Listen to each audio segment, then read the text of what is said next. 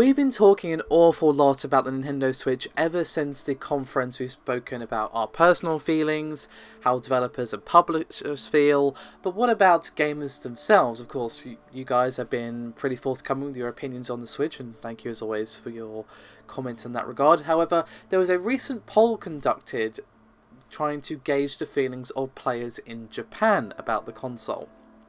Now, of course, Nintendo are a Japanese company, they're always going to be targeting Japan. It's pretty obvious.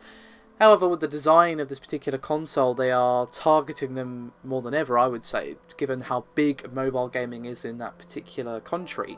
Of course, it's big here as well, but it's probably one of the biggest, if not the biggest, gaming market in Japan.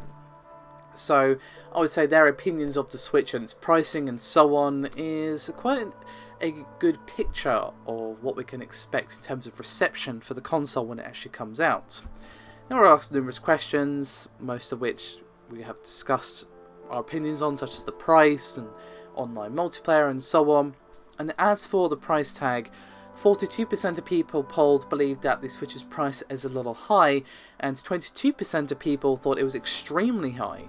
However, 30% of people thought it was priced just right, and the remainder actually thought it was priced too low for what it is. So, of course, this question leads into whether or not people are intending to buy the system at launch at all, or what have you. And 34% of people don't intend to buy the system flat out, while 23% of people said they don't intend to buy it for now, and 22% of people said they will get it but not at launch, and 21% said that they will be getting it on day one. Now, as well as the price tag, which has been very contentious and has caused a lot of discussion ever since we learned what it is, the other controversial topic regarding the Switch is of course the paid online service, which has not really presented the best value proposition in comparison to what's on offer from Sony and Microsoft, to be quite honest with you. So they were also asked how they feel about the online multiplayer. Are they for or against it? And 62% of people said they were for it, and of course 37.68% said they were against. So, obviously victory for the fours there, but it's not a huge lead, I would say. 20%-ish. So a significant lead, but what I'm getting at is it's not 80 to 20%. It's a fairly even-ish split, is my point. Now, all of that said and done, a game is only as good as its game's lineup. Sorry, a console is only as good as its game's lineup, should I say.